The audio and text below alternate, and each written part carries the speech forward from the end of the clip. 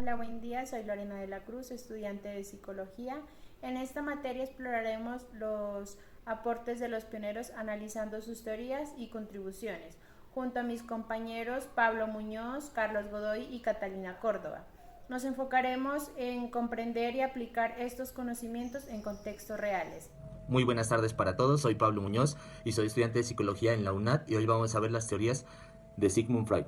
Sigmund Freud fue neurólogo austriaco, reconocido como el fundador del psicoanálisis, con primeros aportes al psicoanálisis como la teoría topográfica. Freud plantea tres niveles de la mente. Lo consciente corresponde a la experiencia psicológica de los sujetos en estado de vigilia, conformada por las vivencias y el conocimiento disponible para el individuo.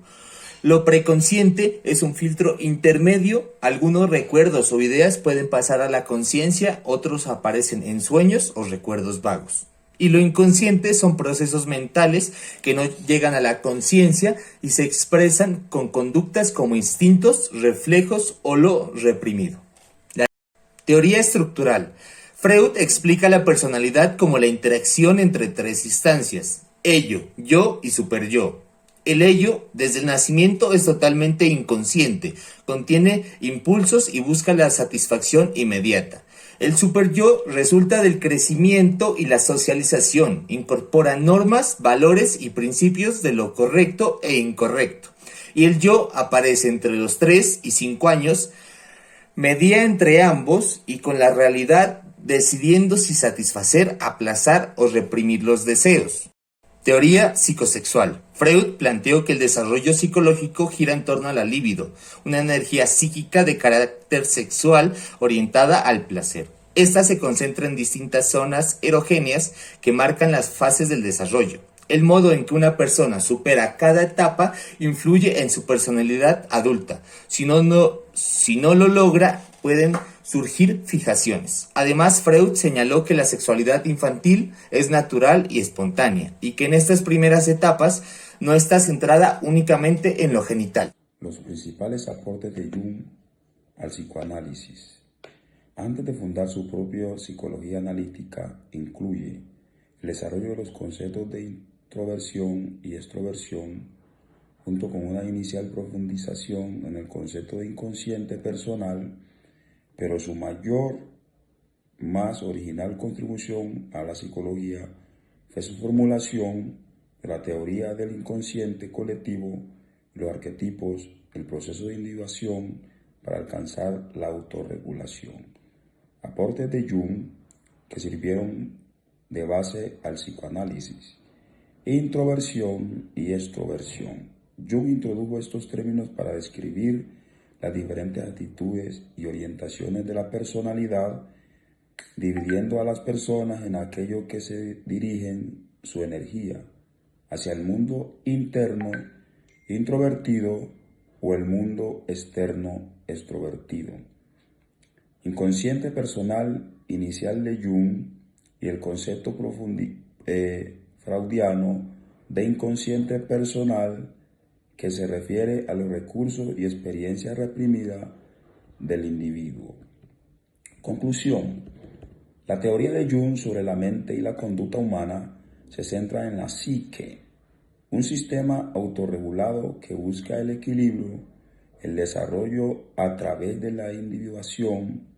La psique se compone del ego, la conciencia, el inconsciente personal, experiencias individuales, inconscientes colectivos, un reservorio de arquetipo universal que moldea la conducta humana como persona, la sombra, el ánima y el animus. Mi nombre es Lorena de la Cruz. Hoy les hablaré de Jean Lacan, uno de los psicosocialistas más influyentes del siglo XX, cuyas ideas renovaron la manera de comprender el inconsistente, el lenguaje y la subjetividad humana. Nació en 1901 en París, Francia, fue psiquiatra y psicoanalista. Murió en 1981 dejando una fuerte huella en la psicología y la filosofía. Y en el psicoanálisis y hasta en la literatura. Los principales aportes teóricos, el estadio del espejo. Teoría sobre cómo el niño al reencontrarse en el espejo empieza a contribuir su identidad, pero también a medida por una imagen externa. El sujeto dividido. El ser humano nunca es un yo completo, siempre está dividido entre lo consciente y lo inconsistente y el deseo. El deseo no es algo que pueda satisfacerse plenamente, siempre está marcado por la falta y se constituye a través del otro. La importancia de su obra renovó el psicoanálisis con una mirada más estructuralista y lingüística. Sus ideas fluyeron en la filosofía, la teoría crítica, literatura y el cine. También recibió críticas, fue criticado por colegas por su forma de dirigir seminarios y su ruptura institucionales. En conclusión, Jean Lacan es un autor fundamental para comprender cómo el lenguaje y el deseo y el inconsistente estructuran una manera de ser, aunque su pensamiento sigue siendo actual y un punto de referencia en las ciencias humanas. Mi nombre es Catalina Córdoba y el día de hoy vamos a hablar de la vida y de los aportes de Margaret Mahler, una psicoanalista fundamental para entender el desarrollo emocional infantil y la forma de la identidad. Mahler nació en 1897 en Hungría. Se formó como pediatra psicoanalista. En el momento que apenas estaba comenzando el psicoanálisis infantil, Mahler ya lo había revolucionado y había empezado a descubrir cómo los niños formaban su identidad y se separaban emocionalmente de su madre. Su teoría más importante es la separación-individuación, donde el niño pasa de fusionarse con su madre a reconocerse como un ser independiente. En los 3 primeros años de vida, este proceso pasa por 3 etapas. La principal, fase inicial autista, después por la fase simbiótica y finalizamos con la separación-individuación, en la cual el niño explora, gana autonomía y vuelve en busca de seguridad. Superar bien estas etapas permite formar un yo sólido y formar relaciones sanas. Sus estudios ayudan a comprender trastornos de apego y personalidad y fundamentan terapias que incrementan el vínculo madre e hijo como base de una identidad saludable. Podemos concluir con que Mahler demostró que la identidad se construye en los primeros años, equilibrando apego y autonomía, dejando un legado clave para la psicología actual. Hoy también hablaremos de Melanie Klein, una de las figuras más influyentes del psicoanálisis infantil. Klein nació en 1882 sin formación médica formal. Se adentró en el psicoanálisis gracias a su proceso terapéutico. Trabajó en Berlín y Londres, donde desarrolló técnicas innovadoras para analizar a los niños, en una época donde se pensaba que los niños no podían ser psicoanalizados. Klein revolucionó la práctica clínica al utilizar el juego como una herramienta psicoterapéutica, interpretando sus fantasías y ansiedades inconscientes de los niños a través de dibujos y sus juguetes. Propuso que la vida emocional comienza desde los primeros meses, donde el bebé experimenta impulsos de amor y agresión. De esto surgen 2 posiciones claves. Posición esquizoparanoide, donde el bebé divide el mundo en bueno o malo para manejar la ansiedad.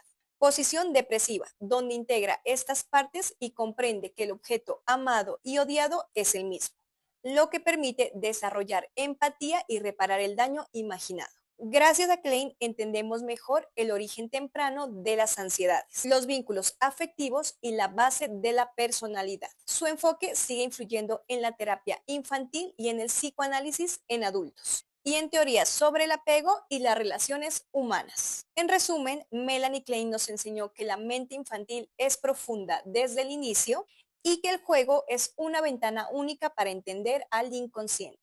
El psicoanálisis tiene como objeto de estudio el inconsciente, esos deseos, recuerdos, emociones y conflictos que no son conscientes pero que influyen en nuestra conducta, en nuestros pensamientos y en la manera en que nos relacionamos con los demás.